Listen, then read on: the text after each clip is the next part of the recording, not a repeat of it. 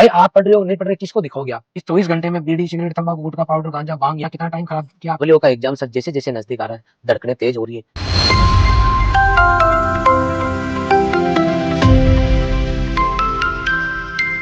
सभी को नमस्कार। रॉयल इंस्टीट्यूट उदयपुर के ऑनलाइन प्लेटफॉर्म पे मैं आपका सभी का हार्दिक स्वागत करता हूं।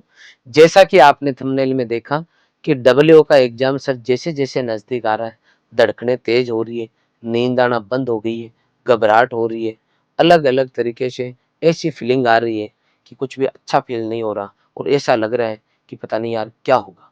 ऐसे ख्याल कुछ कुछ बच्चों के डेफिनेटली आ रहे होंगे। और सर आप ऐसा कैसे कर सकते हो? क्योंकि मैं कंटिन्यू बच्चों के संपर्क में हूँ और जब उनसे पूछता हूँ तो कहीं न कहीं ऐसे उनके भाव इस टाइम चल रहे हैं। तो अपन यहाँ चर्चा करेंगे कि इस टाइम आपको क्या करना चाहिए और इस सिचुएशन से कैसे अपने को निपटना चाहिए। तो यहाँ पे अपन देखेंगे कि 2 तरीके के बच्चे हैं।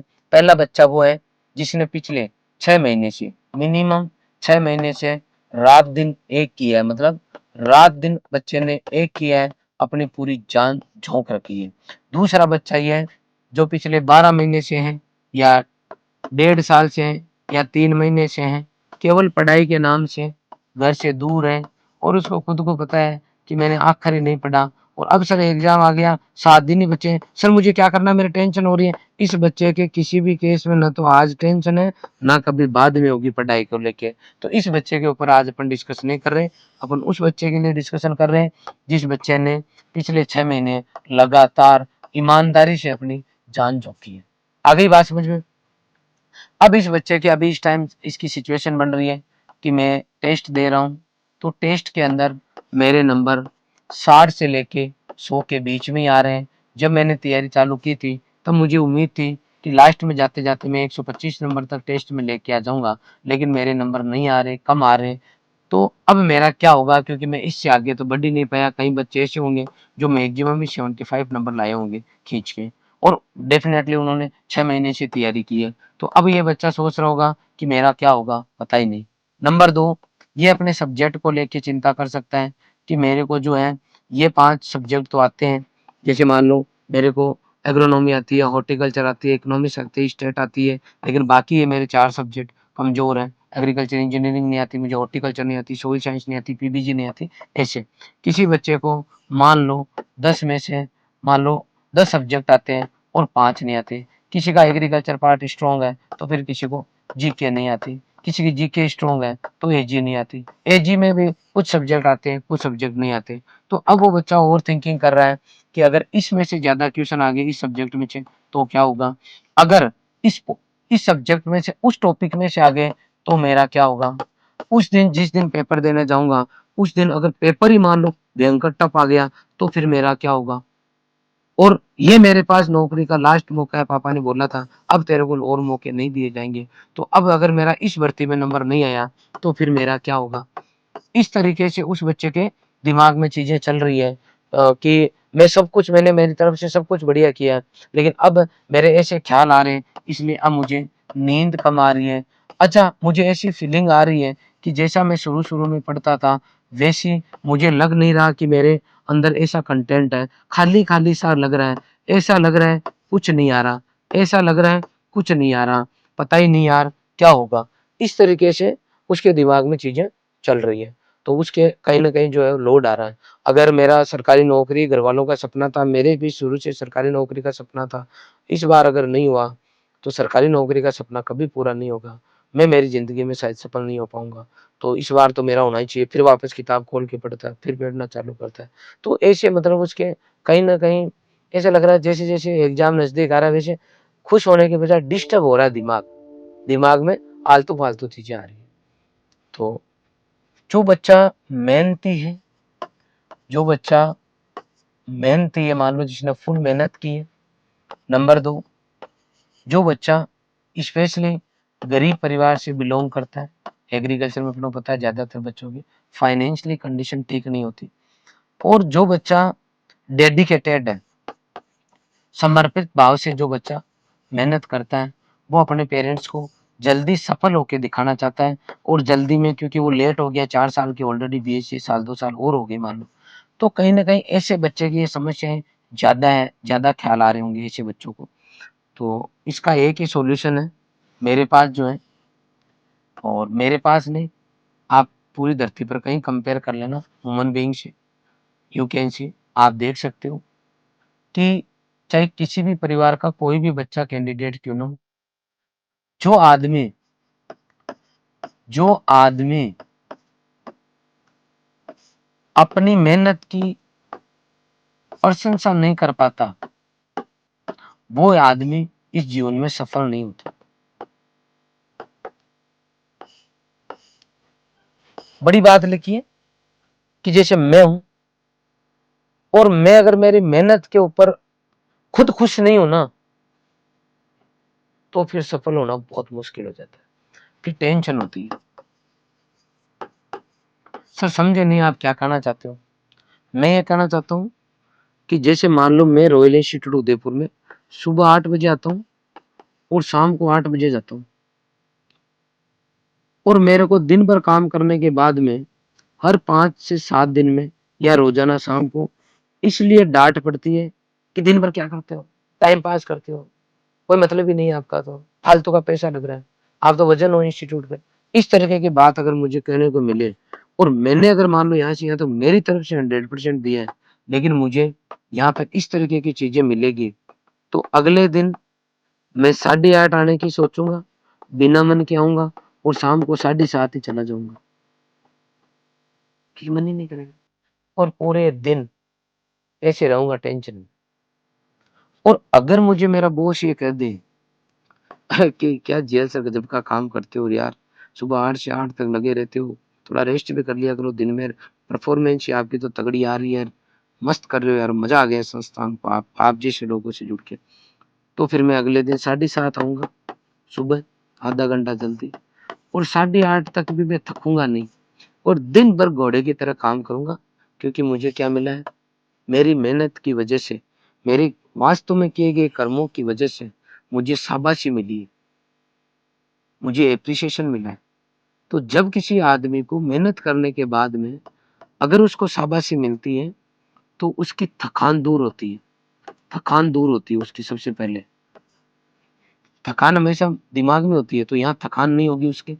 नंबर 2, उसकी पॉजिटिव वाइब्स आती है उसमें, पूरी एनर्जी के साथ में वो अपने आप को एक्सप्लोर करता है हर जगह, और खुश रहता है हमेशा, चेहरे पे उसके तेज रहेगा हमेशा, मस्त, पूरे दिन काम करके भी घोड़े की तरह दौड़ता हुआ मिलेगा शाम को। और जब काम करने के बाद में सेम काम करने पर अगर आपने अपने आपके बॉस ने आपको ये सुना दिया, तो आपकी इच्छा नहीं होगी।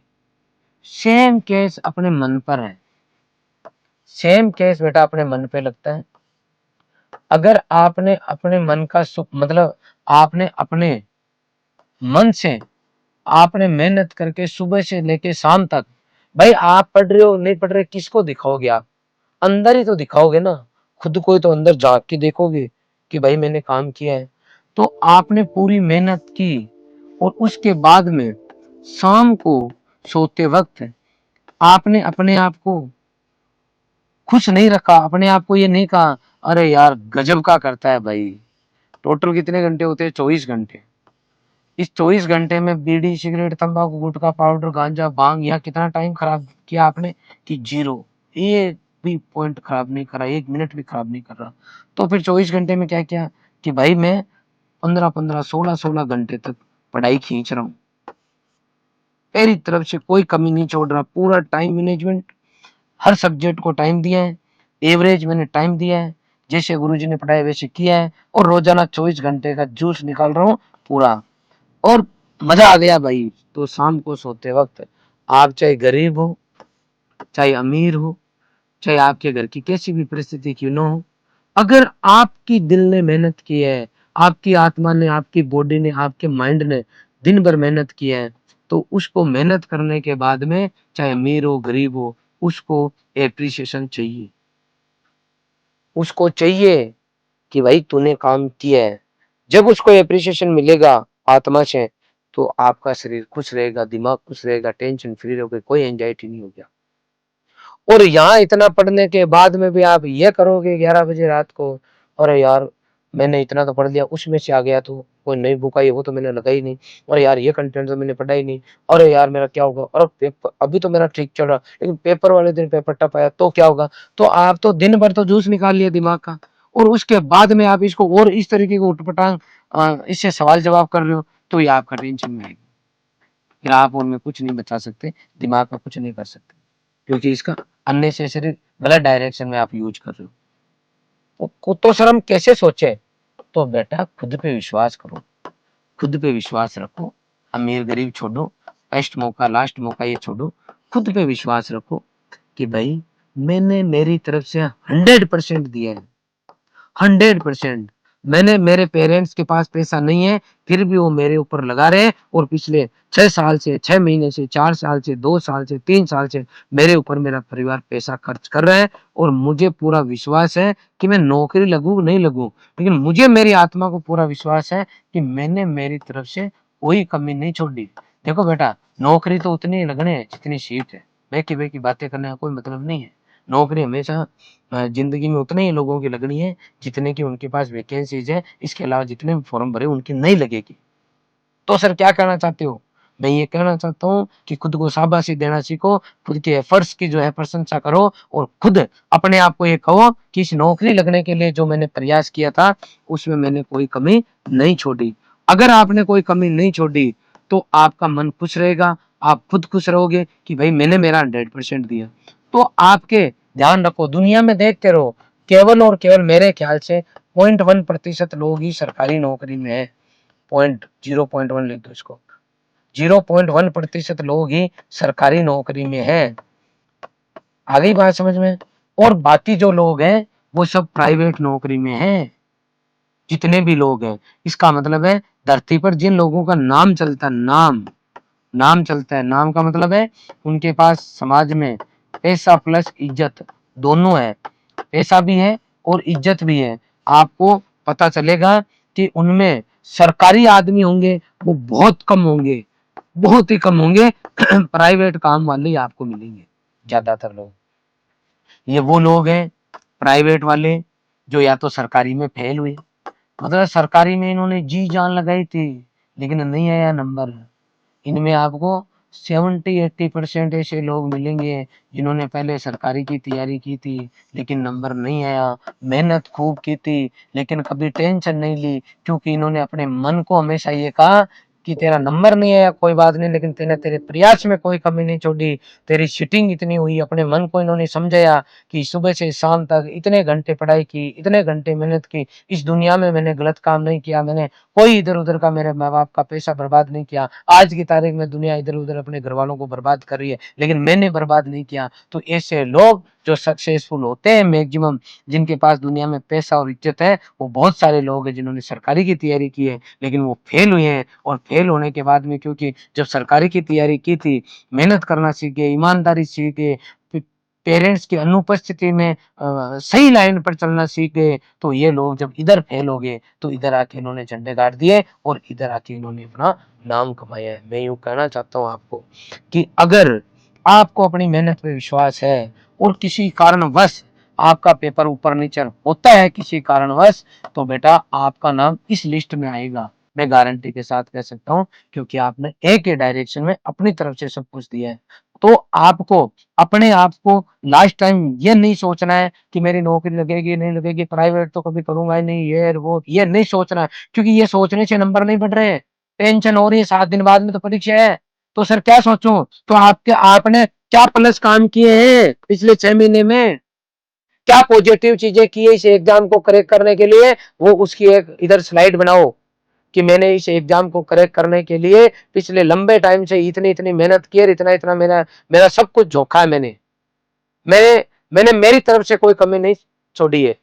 अब होगा तो ठीक है, नहीं होगा कोई बात नहीं, लेकिन मैं टेंशन एक पल भी नहीं लूंगा। और ऊपर से सर ने ये समझा भी दिया कि सरकारी में फेल हुए लोग, सरकारी की तैयारी करके जो लोग फेल हुए हैं वो प्राइवेट में झंडे गाड़ रहे हैं किसी भी सेक्टर में, अगर वो बच्चे गए हैं तो कोई भी आदमी क्यों ना उठा के देख लेना, 7 दिन रखो, पेपर होने दो, उसके बाद में पढ़ लेना आप। तभी तो हम कहते हैं आप लोगों को कि आप लोगों की जीवनियां पढ़ो, वहां से पता लगेगा कि हर एक सक्सेसफुल पर्सन के पीछे कितनी उसकी दर्द भरी कहानी है। तो आपकी कहानियां बन रही है, गरीब हो अमीर हो जो कुछ भी हो, और वो कहानी आपकी सक्सेसफुल कन्वर्ट होगी। जरूरी नहीं है डब्ल्यू में हो, वो लाइफ आपकी जो है सक्सेस होनी चाहिए। कई ऐसे हैं जो डब्ल्यू लगे हैं कुछ नहीं है, कई ऐसे हैं जो इंजीनियर कुछ नहीं है, कई ऐसे हैं जो एमएलए बन गए कुछ नहीं है। तो आपकी जो खुशी है ना, वो है आपकी सफलता से। तो आप डब्ल्यू बन के हो सकता है कुछ नहीं हो, ईश्वर आपको इधर खुश कर दे। इसलिए आपको कुछ नहीं सोचना है, आपको केवल अपने मन को शाबाशी देना है कि ईश्वर जहां मुझे लेके जाएगा वहां मैं जाने के लिए राजी हूं। हाल फिलहाल मेरे सामने डब्ल्यू का एग्जाम है, इसकी तैयारी के लिए मैंने इतना समय दिया था, और जिसके अंदर मुझे पूरा विश्वास है, क्योंकि मैं खुद इस रास्ते से गुजरा हूं, मैंने कोई गलत काम नहीं किया, मैंने मेरी तरफ से 100% दिया है। अब जो ईश्वर देगा उसको मैं मंजूर कर लूंगा। ऐसी सोच आपको रख के 7 दिन अपने दिमाग को एक लाइन में रखना है। नया कुछ नहीं पढ़ना है, किसी के बेखाव में नहीं आना है, बिल्कुल शांत रहना है। जो पढ़े हैं, टेस्ट लिए हैं, पुराने पेपर है, और जो साल भर आपने कोचिंग में टेस्ट दिए हैं, इसके अलावा आप कहीं पर भी मान लो पढ़ रहे हो, ऑब्जेक्टिव कहीं से आपने सोल्व किए हो, संस्थान के नोट्स पढ़े हो, कहीं से कोई बुक पढ़ी हो, जो पढ़ा है अभी तक उसी को रिवाइज करते रहे। कोई पर्टिकुलर चैप्टर पर्टिकुलर सब्जेक्ट नहीं आता है तो उसके ऊपर आप दिमाग नहीं लगाना, उसको छोड़ दो। जो आ रहा है उसमें से कर लो। 150 में से 150 नंबर आने पर डब्ल्यू में नंबर आएगा, गलत फहमी है। अगर कट ऑफ आपकी जो पेपर पैटर्न अभी चल रहे हैं वैसे ही चलता रहा तो लगभग 50% कट ऑफ पिछली जा रही है। इसलिए आपको घबराने की जरूरत नहीं है। और टफ पेपर आ गया तो और कम जा सकती है, सिंपल पेपर आ गया तो और ज्यादा चली जाएगी। तो सिंपल आएगा तो पेशेंस नहीं खोएंगे, और नॉर्मल आ गया तो जैसा चल रहा है वैसा चलता रहेगा। जो बच्चा 120 नंबर ला रहा है अभी टेस्ट के अंदर, और अगर टेंशन में 7 दिन आने वाले रह गया तो उस बच्चे का नंबर आने के चांस कम है। और जिस बच्चे के 60 नंबर आ रहे हैं अभी तक टेस्ट में, और कट ऑफ मान लो 90 नंबर गई पेपर की, और वो खुश है और 7 दिन राजी खुशी निकाल देता है, तो उस बच्चे को जो है वो बच्चा अगर 90 कट ऑफ जाएगी तो वो भी कर सकता है पास, 60 नंबर वाला भी। इसलिए सब कुछ डिपेंड करेगा आने वाले 7 दिनों के ऊपर कि आप अपने मेंटल स्टेटस को किस तरीके का रखते हो। खुश रहो आराम से, जो अपने मेहनत की उस पर विश्वास रखो। क्या फालतू में क्या करना है अपने को, बस। मैं पूरे विश्वास के साथ कह सकता हूँ कि जिसने अपने मन को समझा दिया, और जिसको अपने कर्मों पे विश्वास हो गया, और जो अपने आप को शाबाशी देने सीख गया, अगर उसका नंबर नहीं आए, या फिर वो नंबर का मतलब मेरा यहाँ मैं लाइफ से जोड़ रहा हूँ, मैं हमेशा किसी एग्जाम को टारगेट आज तक मैंने 2011 से नहीं किया, अगर वो अपने लाइफ में सक्सेस नहीं हो तो मुझे दे देना। आई बात समझ में? इसलिए रॉयल परिवार उदयपुर की ओर से जो भी आप हेल्प चाहते हो हम करने के लिए राजी हैं। अब हमारे जितने भी टेस्ट है, जो हमारी टेस्ट सीरीज थी उसके जो बचे हुए जितने भी टेस्ट हैं, उनको हम केवल और केवल 10 रुपए में कर रहे हैं आपके।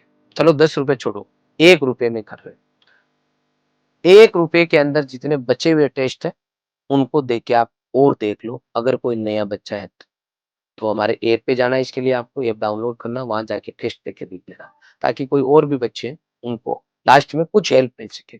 मैं नहीं कह रहा 3 टेस्ट देने पर आप झंडे गाड़ दोगे, लेकिन किसी ने नहीं ज्वाइन किया अगर देखे देखेगा तो कुछ उसको बेनिफिट हो सकता है। इसके अलावा लास्ट टाइम आपकी डिमांड थी कि सर कुछ मैराथन क्लासेस लगाओ, तो रोजाना शाम को रॉयल इंस्टीट्यूट उदयपुर के जो हमारा यूट्यूब चैनल है उसके ऊपर डेली डब्ल्यू की क्लासेज आ रही है। मैं कोशिश करूंगा एग्जाम तक जो माइनर सब्जेक्ट है जिनमें आपको डर लगता है उनकी क्लासेज आपको हमारी टीम से रिक्वेस्ट करके आपको अवेलेबल करवा दो। इसके अलावा भी और कुछ आपकी डिमांड है तो इस वीडियो के कमेंट सेक्शन में आप जरूर डालें।